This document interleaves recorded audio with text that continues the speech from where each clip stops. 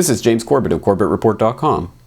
And this is James Evan Pilato of MediaMonarchy.com, and we both welcome you back to another jam-packed episode of The New World Next Week, which of course you can find on NewWorldNextWeek.com.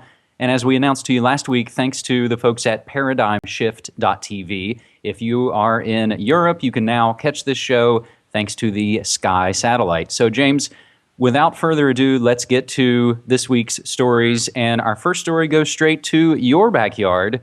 From the Sydney Morning Herald, Cablegate shows Japan set up secret intel unit to spy on China. For the first time since World War II, Japan is establishing a secret foreign intelligence service to spy on China and North Korea and gather information to prevent terrorist attacks. The spy unit has been created under the wing of Japan's peak intelligence agency, the Cabinet Intelligence and Research Office, or NATO. It's modeled on Western intelligence services such as the CIA, the Australian Secret Intelligence Service, and Britain's MI6. The existence of a new Japanese espionage capability is revealed in a leaked U.S. diplomatic cable obtained by WikiLeaks and provided exclusively to the Sydney Morning Herald. Japanese military and naval intelligence, together with the infamous secret police, the Kempeitai, ran extensive spy networks throughout East and Southeast Asia up to the end of World War II. Successive post-war governments in Tokyo have been reluctant to establish a foreign espionage service for fear of diplomatic risks. Tokyo's need for intelligence collection to complement its signals and technical intelligence capabilities was supported by candid admissions to American counterparts about the lack of information on North Korea's secretive leadership. Now, if we jump down to the very last paragraph of this article, it notes that NATO head also confessed that Japan's best insights into Mr. Kim Jong-il came not from a secret source, but from his Japanese former sushi chef who published a memoir. James. Well, an interesting story indeed, and certainly interesting in the light of the recent remilitarization of Japan that's been going on quietly and sort of informally over the last several years, and just sort of introducing it to the Japanese public here. But I think this story is interesting for what it shows, but also I think we'd have to be naive to believe that the Japanese haven't been conducting this type of surveillance and spying over the years, even without the formal creation of an office or an intelligence bureau per se. And I think there's recently I was listening to an excellent interview with Sterling Seagrave on Black Op Radio, and I'll have to listen to it a few more times because it is just jam-packed with information. But basically he was going over the history of how the Japanese imperial family was using Japanese secret societies in Korea and in Manchuria to conduct surveillance and intelligence operations and to loot the gold, which was looted from various Southeast Asian countries over the 50-year period of Imperial Japan aggression, and then was stored in the Philippines, and where that gold went and how it was perhaps pilfered off by the U.S. and all. A very interesting story, but it sort of shows how there's a lot of ways in which the Japanese government is there for show, and what really happens under the surface is the secret societies and the imperial family, and of course the Japanese mafia, which is famously has an understanding with the Japanese police, and so there's a lot going on underneath the surface of this type of story. But at any rate, it's very interesting to hear about the open creation of a Japanese version of the CIA, and we have to watch out for that because, of course, we know what the CIA has been up to around the world over the years. Mm-hmm. As we will see further in just a few moments. So we will provide a link to that interview with Sterling Seagrave in the show notes for this episode. And we'll also mention that within this Sydney Morning Herald article, it notes that this cable goes back to 2008. So here we are in 2011. So chances are if they were going to set something up, it has been set up and is most likely operational. James, as a sort of sidebar to this, since we're discussing your backyard in Japan, I'll make a brief note about my backyard here in Portland, Oregon, where we just learned yesterday that they've now delayed the decision of whether or not Portland is going to rejoin the FBI's Joint Terrorism Task Force, this all coming in the wake of Muhammad, the Portland tree bomber patsy, set up and funded and trained by the FBI. So we see these things that, again, it comes out years after the fact sometimes, and it's just another notch. It's just another confirmation of things that we generally have already been aware of, unfortunately. So before I digress too much, James, let's move to our second story. And we'll take this from allgov.com. U.S. admits American arrested for murder in Pakistan worked for the CIA. Classified a diplomat by the Obama administration until this past Monday, February 21st, the man arrested in Pakistan for killing 2 men in Lahore has turned out to be employed by the CIA. After conducting interviews in the U.S. and Pakistan, the British newspaper The Guardian concluded that Raymond Davis was a former Army Special Forces soldier now employed by the CIA. One senior Pakistani intel official was quoted as saying, "It's beyond a shadow of a doubt that Davis was working for the spy agency at the time he gunned down 2 Pakistanis." Following the Guardian story, U.S. officials admitted Davis was a security contractor working for the CIA. Like other American news outlets, the New York Times initially sat on the story of Davis working for the CIA after the administration asked that the information not be released while he was still in Pakistani custody. U.S. officials argued the revelation could put Davis's life at risk. But of course, once The Guardian published this story and the CIA lifted its requested hold, the New York Times produced its own account, which described Davis as being part of a covert CIA-led team collecting intelligence and conducting surveillance on militant groups deep inside the country. Davis has been charged with murder by Pakistani police. He shot the 2 men allegedly for trying to rob him while he was driving through Lahore.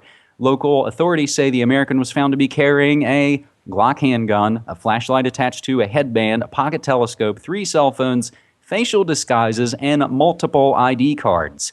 He is reported to have worked for years as a mercenary for the CIA, including a period with Z, the private security contractor formerly known as Blackwater. Many Pakistanis have been enraged by the news of an armed American gunning down local citizens. If the U.S. convinces the Pakistan government to turn Davis over to American authorities, Egyptian-style anti-government protests could erupt, analysts say. The government has said it will wait until March 14th to decide what to do with Davis. And James, before I throw it back to you, we'll throw in a couple of updates as this story has grown and grown over these last few days. From redacted news, 2 CIA contractors spirited out of Pakistan. These would be 2 of the compadres, as it were, to Raymond Davis, who managed to escape being arrested. And just today, Danger Room put up an article called CIA Spy Sparks Conspiracy Palooza. And this is a reference to the questionable article coming from EU Times. CIA spy Davis was giving nuclear bomb material to Al-Qaeda. James?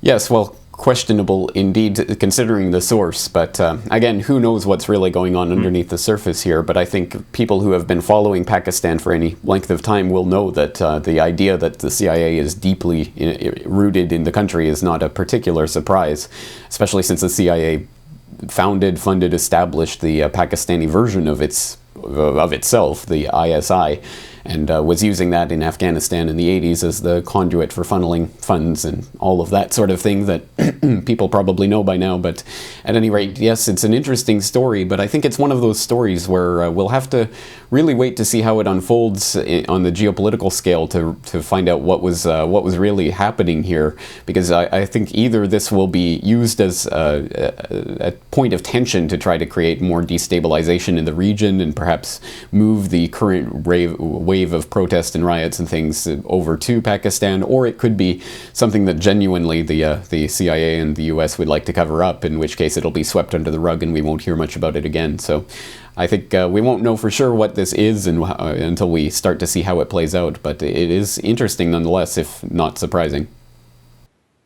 So for our third and final story this week, James, when I saw the news, it kind of surprised me because I guess I just thought that the election was going to happen this November. But no, lo and behold, this past Tuesday, Rahm Emanuel elected Chicago's first Jewish mayor. And we'll take this appropriately enough from IsraelNationalNews.com. Former Obama White House Chief of Staff Rahm Emanuel has been elected Chicago's first Jewish mayor. He faces a series of challenges, beginning with the fact that his last name is not Daley. His predecessor, Richard M. Daley, and his father, Richard J. Daley, have controlled the city of nearly 3 million people for 42 of the past 55 years. The current economic crisis in the U.S. has affected the Midwestern city, as it has others, leading to an estimated budget deficit of some $600 million. Nevertheless, Emanuel's popularity may stand him in good stead, at least initially. The 51-year-old former congressman won 55% of the vote in a field of 6 candidates, thus ending the need for a runoff in April. Jerry J. Chico, a former chief of staff to incumbent mayor Richard M. Daley, his closest competitor, garnered less than half with only 24%. Emanuel is known as a tough pragmatist and for his blunt manner of speaking. During his tenure as chief of staff in the Obama White House, he told an Israeli diplomat that the United States was, quote, fed up with Israel. Less than a year later, however, as he considered a run in the Chicago mayoral race, he told rabbis that the Obama administration had screwed up the messaging and failed to convey its support for the Jewish state. The man commonly referred to as President Barack Obama called Tuesday night to congratulate Emanuel, saying, "As a Chicagoan and a friend, I couldn't be prouder." James. Hey, James, do you hear that?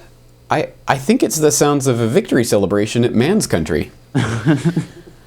Yes, well, for people who don't get that reference, perhaps they can refer back to my recent podcast episode on Meet Rahm Emanuel, but suffice it to say that this is an extremely worrying turn of events, and I genuinely, I truly mean this when I say I certainly hope that the residents of the Windy City will be able to survive the Rahm Emanuel mayoralty. But for people who don't know, the quick synopsis is that Rahm Emanuel, of course, very much part of the political machine that in Chicago, and also, of course, he was part of the Israeli Defense Force during the Gulf War. He volunteered to work with them, and he's been unfortunately involved in a lot of scandals. He was involved with Freddie Mac at a time when they were going through some accounting scandals and things like that, and it's just continued through the Obama administration. And if people want more information on this, they can go to my podcast. Wayne Madsen's been doing some good work exposing this, but at any rate, it is a really worrying turn of events. But hey, James, maybe you can remind me, what's the name of the new chief of staff at the White House? I think his last name is Daley. Oh, that's right. He's the brother of the now former mayor of Chicago. And James, this goes right to the heart of Chicagoland, of Gangsterland. And I'll flash this quickly.